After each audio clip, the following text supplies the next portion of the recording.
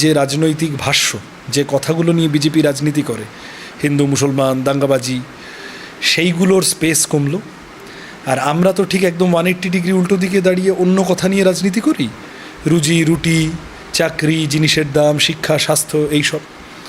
এই কথাগুলো বলার সুযোগ বাড়লো। তার মানে বিজেপি কমার মানে মানুষের জীবন জীবিকার সমস্যাকে অ্যাড্রেস করার সুযোগ বাড়া। এই ইতিবাচক যে ইঙ্গিতটা আছে, এটাকে ধরে নিয়ে আমরা এখন আগামী দিনে এগোতে চাইছি। সেটা যাদবপুরের ক্ষেত্রেও, সেটা সব জায়গার ক্ষেত্রেই একইভাবে প্রণিধানযোগ্য। দেশের ক্ষেত্রে বিজেপি কমেছে, সেটা আমরা দেখেছি। আপনারা বলেছেন যে একদম গণতন্ত্রের এটা জিত, কিন্তু রাজ্যের দিকে যদি আমরা তাকাই, অবশ্যই আসন সংখ্যা বিজেপির কমেছে, 18টা থেকে 12টা হয়েছে, কিন্তু সত্যিই কি বিজেপি কমলো? আমরা যদি একটু শতাংশের দিকে তাকাই, সেখানে তো বরং সিপিএমের ভোট কমেছে। অন্যদিকে তৃণমূল এবং বিজেপির যে শতাংশের যে ফারাক, মাত্র 5-6 শতাংশ পেলেই তো, বা 7 শতাংশ পেলেই তৃণমূলকে টপকে যাবে বিজেপি। সেখানে তৃণমূল বিরোধী যে ভোটটা, সেটা কি বামেরা নিজেদের থেকে টানতে পারলো? তৃণমূলের বিকল্প কি বামেরা হয়ে উঠতে পারছে? না, পারলো না। আমি তো শুরুতেই বললাম যে আমরা বিজেপিকে যেভাবে কমিয়ে আনতে পারবো ভেবেছিলাম, সেটা আমরা পারিনি।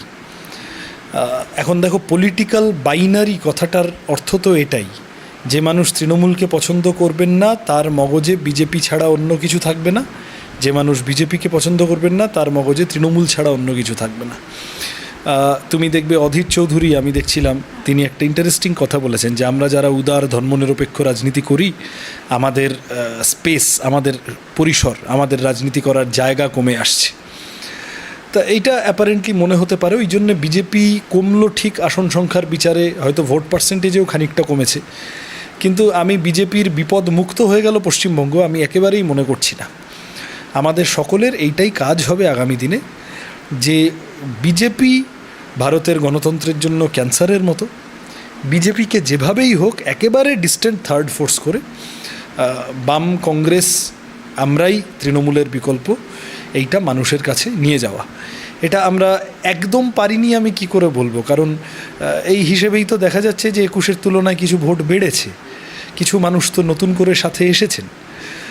আবার ঠিক যতটা প্রত্যাশা করেছিল সকলে, যেভাবে আমরা নিবিড় প্রচার করেছিলাম, যেভাবে মানুষের কাছে গিয়েছিলাম, আশানুরূপ ফল হয়েছে? একেবারেই হয়নি। বিজেপি, আরএসএস তারা অনেকগুলো এলাকায় পলিটিক্যালি সাম্প্রদায়িকতার কথা বলে যে ভোট জোটাতে হয়, সেটা তারা সাকসেসফুলি নীরবে করতে পেরেছে। আমরা যেভাবে ভেবেছিলাম যে আমরা আরএসএস বিজেপিকে রুজি রুটির কথা বলে কমব্যাট করতে পারবো, এই ভোটে আমরা আংশিক অগ্রসর হয়েছি, কিন্তু পুরোটা পারিনি ন্যাচারালি। এই যে ধর্মীয় মেরুকরণ কথাটা যেটা আপনারা বারবার বলছিলেন, দেশের নিরিখে সেটা কাজ করেনি এমনটাই আপনারা এখন বলছেন, কারণ আমরা দেখলাম যেখানে রাম মন্দির নির্মাণ হলো সেই ফৈজাবাদেই বিজেপি হেরে গেল। তাহলে কি বাংলার নিরিখে ধর্মীয় মেরুকরণটা কাজে দিয়েছে, কি মনে হয়?